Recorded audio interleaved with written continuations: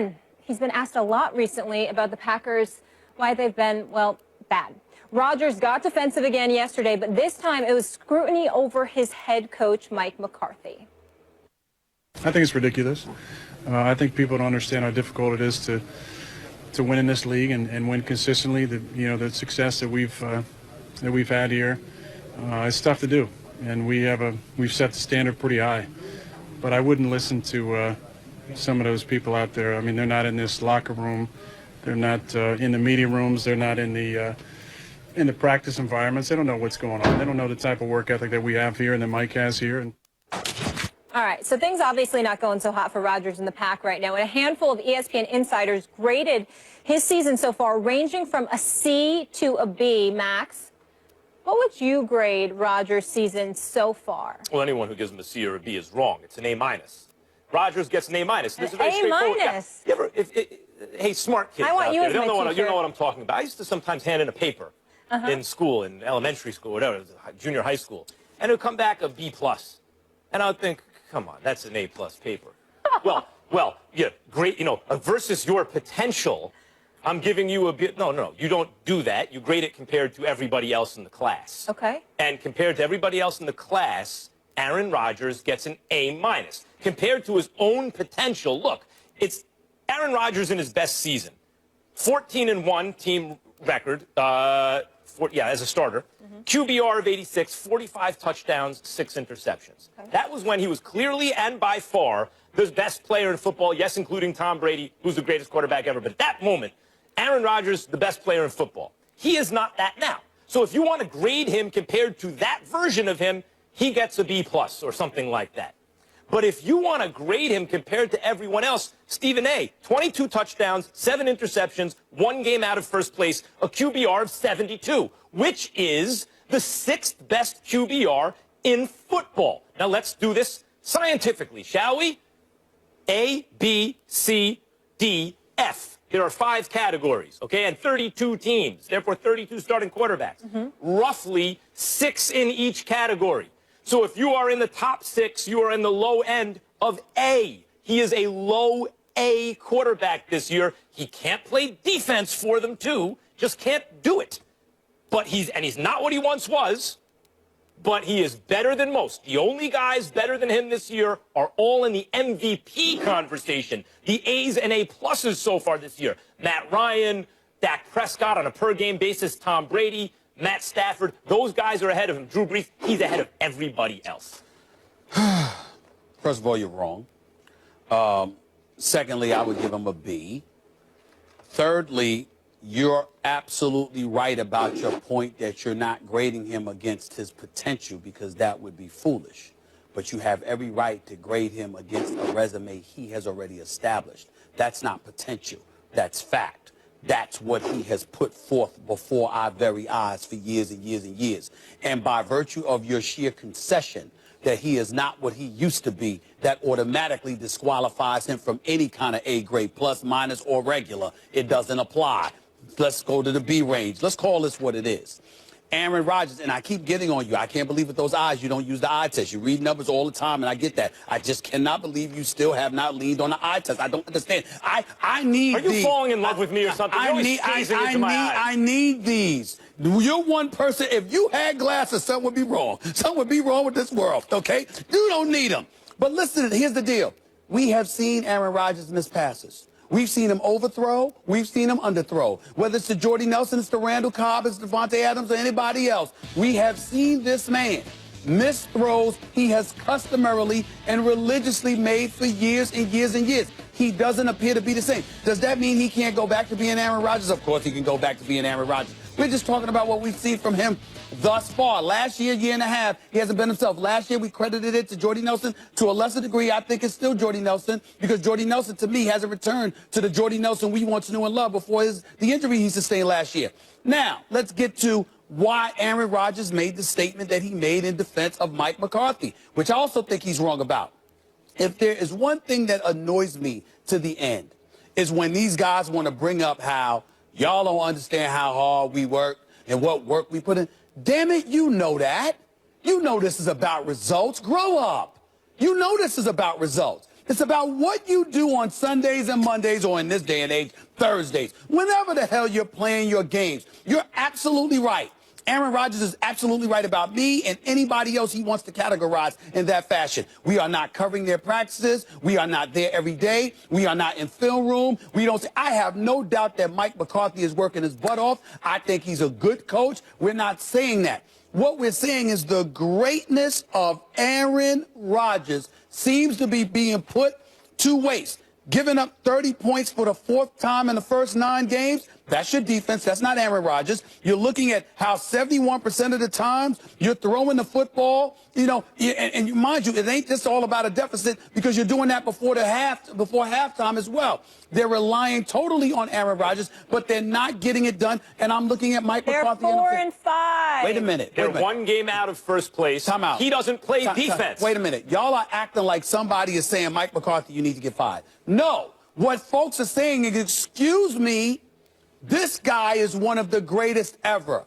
You are the head coach. Y'all have not been to the Super Bowl since 2010. It does not mean that you're supposed to get there every year, every other year, whatever. We're saying that the quarterback position is so important that if you can go 6 years without this dude, there are several coaches that some of us might look at and say, if they had Aaron Rodgers, it would be a different result. That's the price you pay. The GM. That's the price you pay when you have somebody that great. Why y'all acting like y'all don't know this? That may be a GM issue, not a coach issue, but I want to get back to Aaron Rodgers because the question is, what grade do you give him? And you fell right into it. You started comparing him to a standard of perfection. I started comparing him to a standard he established. Right. He established. Compared to his own standard. I don't care who you are. Compared to the other quarterbacks. No, 4-5. I have a right to do that. I have a right to do that. I have a right to look at Aaron Rodgers. And if you have a right to say that Tom Brady is going to fall off a cliff in 16, 14, 12 months from now, I have a right to sit there and look at Aaron Rodgers and say, your right to be wrong? I'm saying, Aaron Rodgers, these are the standards you have set. Has age, attrition kicked in? Are you not what you used to be? Compared to the best version of himself, he's something less than an A. But if the question is, what grade do you give Aaron Rodgers and all the other quarterbacks this year, that means you're comparing them to each other. A minus, no less. I can't give someone an A that's 4-5, third in their division. No. I am not only that. I am not going to ignore the greatness not only that I saw from Aaron Rodgers throughout all of these years, but what I have come and grown to expect. The fact is that ain't what we're getting. And you're looking at the problems around him, and you're saying, McCarthy, guys, help him out. This happens in boxing sometimes. In boxing, one fighter's winning every round decisively. The other fighter starts to do better. So relative improvement gives the fighter the round. It's like if Stephen A. comes closer in a debate, people think he won the debate because I'm usually winning by such a wide margin. It's not fair to compare someone to himself. All I know is I wish you guys were my teachers because you're generous traders. Speaking of drugs, coming up after the break, another day and another person taking shots at the NFL. Soon it might be hits from NFL players. You'll understand later. Also, if you like Bad Santa, you are in luck because there is a Bad Santa 2, folks, and Billy Bob Thornton. He's here to preview it all. Will you be presented by Bass Pro Shops?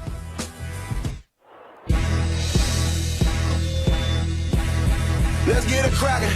Let's start the session. March Lynch, the competition, balls by that action. You can never debate it. This is actual fact. Stephen A. and Max Kale said they say it's a rap. I'm like, say what? Say what? What's up with all my haters? I'm a ball when I perform. So my jersey's in the air. I'm allergic to my haters. Every morning I prepare. Let the clothes I can wear just like them Oregon players. Yeah, quack, quack. What to do? Rap like it's nothing to it. Matter of fact, you can ask hard and I'm cooking too. Base guard cooking too. Nah, look at you. Great mind. They embrace mine like a crooked tooth. 4 takes, that's you. 3 takes, not me. 2 takes if you lucky. First take, stop me. 4 takes, that's you. 3 takes, not me. 2 takes if you lucky. First take, you got me.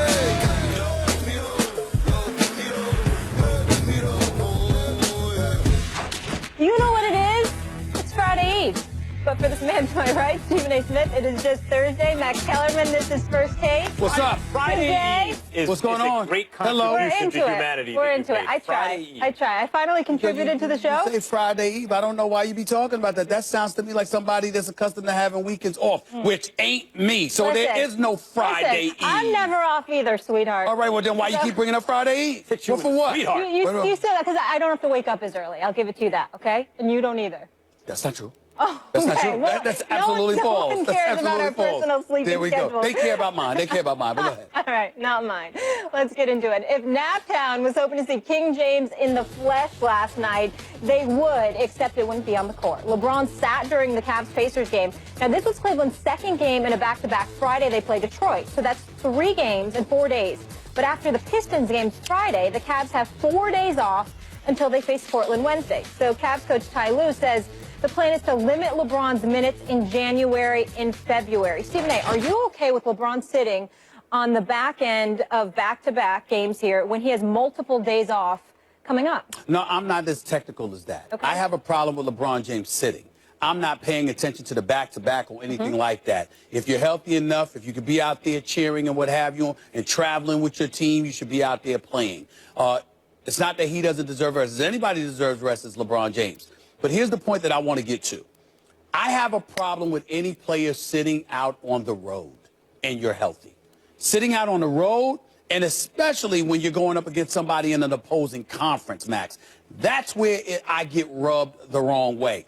To me, I understand you want to serve your home fans, but if you're going to sit out in an NBA season, you have 41 nights a year for them to catch you. Chances are, I know that even at home, there are people, I mean, everybody can't afford these games all the time, and that might be only one game that you go to, whatever, but you have a far better chance of seeing your star players if you take into account home games as opposed to road games. If you're playing somebody within the same conference, you're visiting them twice, 3 times a year at the most. If you're playing somebody in an opposing conference, you're visiting them 1 time.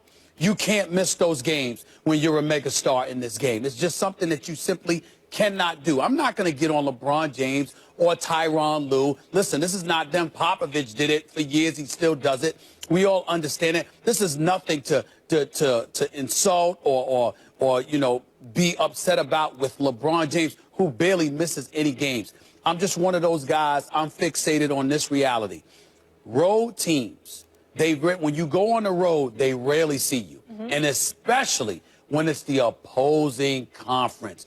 Those are games you should be, it can't be legislated, but those are games you should be doing everything in your power to make sure you play. No problem with LeBron sitting down. And the fans of the other team, to hell with them. You want LeBron James to even consider. So in Lou and LeBron's opinion, their chances are increased of winning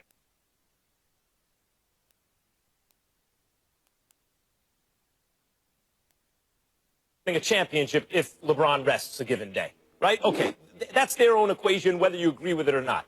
So you think that, in their opinion, they should at all in any way diminish Popoviching when a coach does it? I think it should be called LeBroning when a player does it. Part of the way LeBron has been able to cope with his physical decline, which I believe he's been in the last couple of years. Of course, when you're coming from the highest peak, you're still physically better than everyone else, even on your way down the mountain.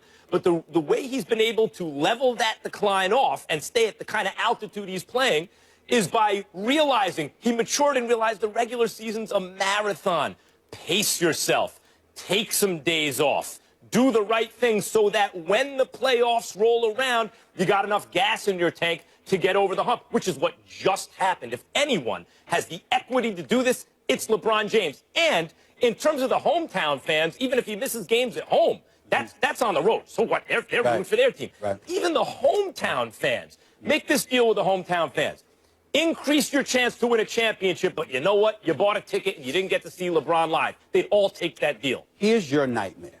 Your nightmare is the man sitting across from you who's been your friend for years, who's been your former compatriot at ESPN New York, who knows you quite well, Max Kellerman, and knows what a capitalist you are. So I just want to make sure, that's right, I just want to make sure I'm clear, because you're talking to the American public here. The American public is watching Max Kellerman. I'm a man of the people. I mean, I know that the election is over and we all know you lost that debate. But the point that I'm trying to make to you, Max Kellerman, is this. I must ask this question. Rigged. Are you sitting before a nationally televised audience and looking into the camera and telling the American people that you don't give a damn about how they feel? You don't give a damn about them being the paying customer? It does not matter to you? Is that what you're saying? I just want to be clear. Excuse me.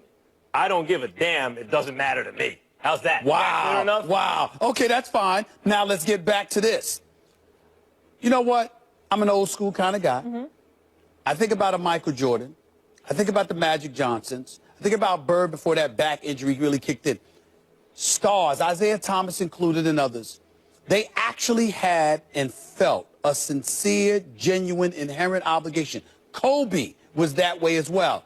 They felt a sincere, inherent obligation to go out there and to give the fans what they wanted to see. In no way am I implying that LeBron hasn't done that. LeBron missed a grand total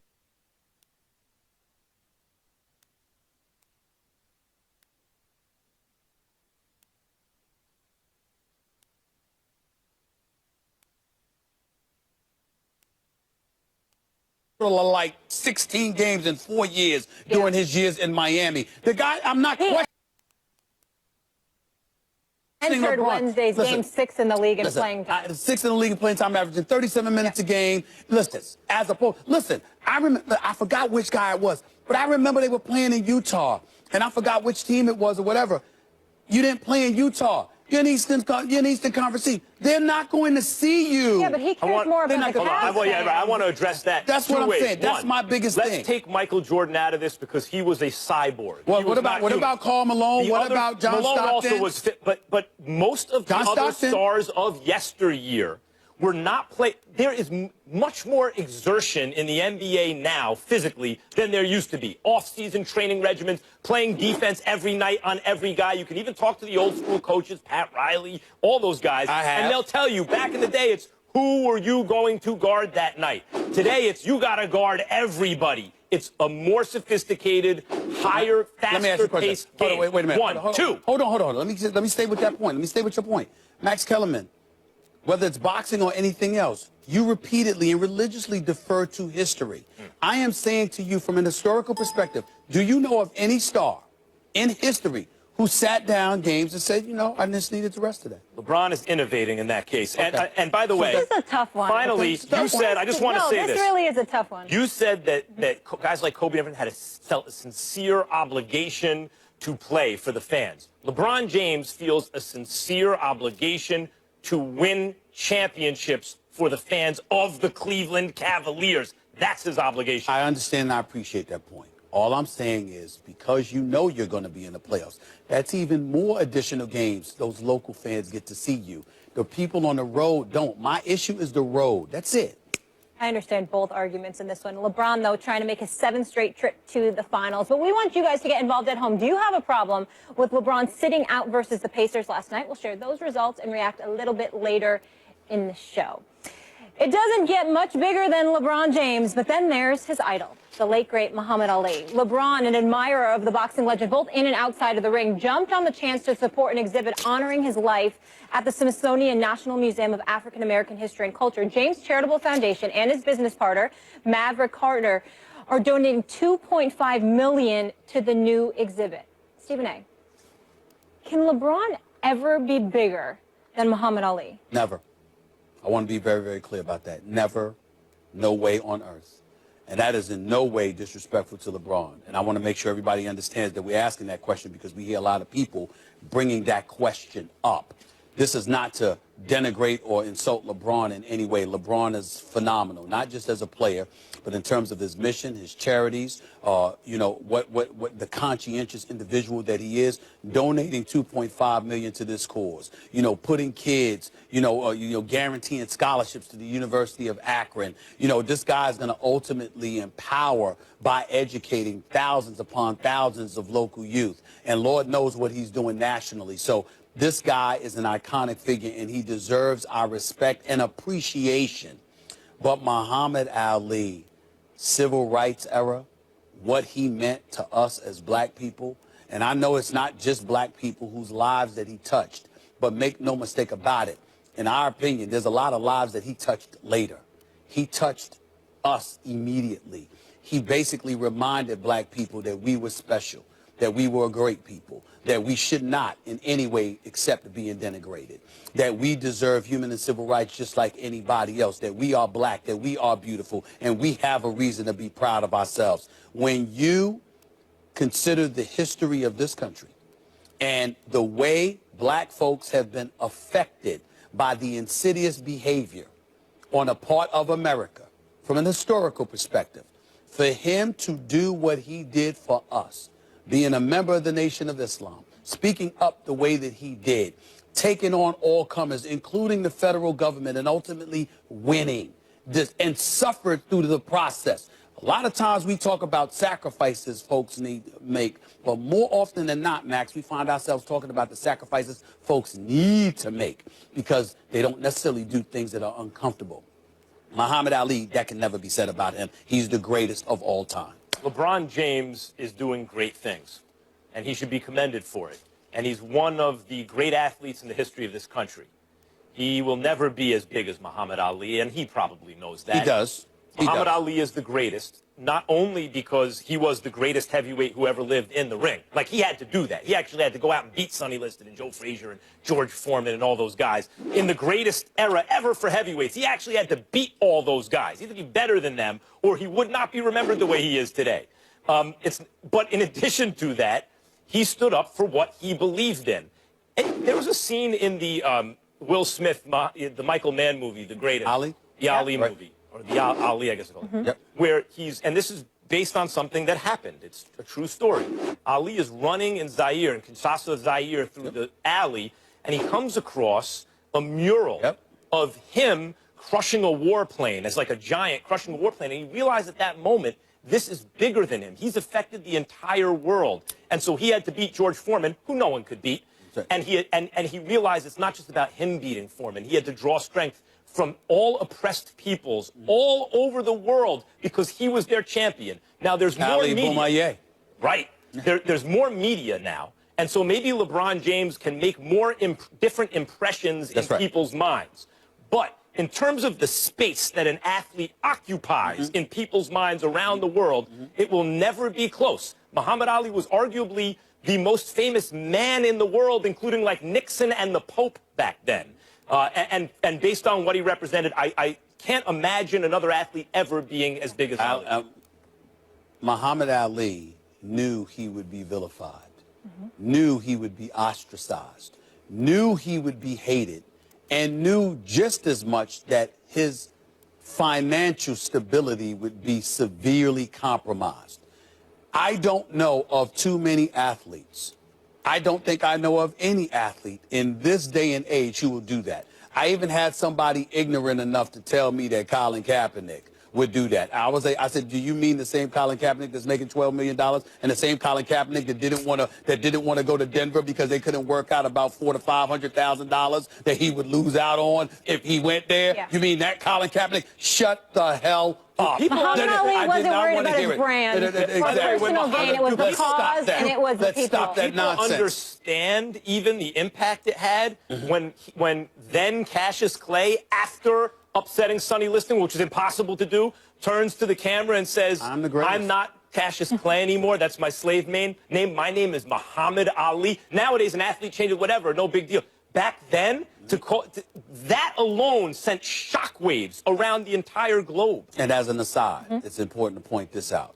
One of the reasons that Howard Cosell was so great was because he was the first to say, you're a grown man, you have the right to be called by whatever name you want. Back then, if someone on TV stated the obvious, it made waves around the world because people were in a state of... well, nobody else would do it before Cosell did it. Remember like that. A butterfly, sting like a bee. I also want to mention that Michael Jordan donated $5 million, Magic Johnson and his wife $1 million, also to this new exhibit. Of course, if LeBron donates 2.5, Jordan donated 5.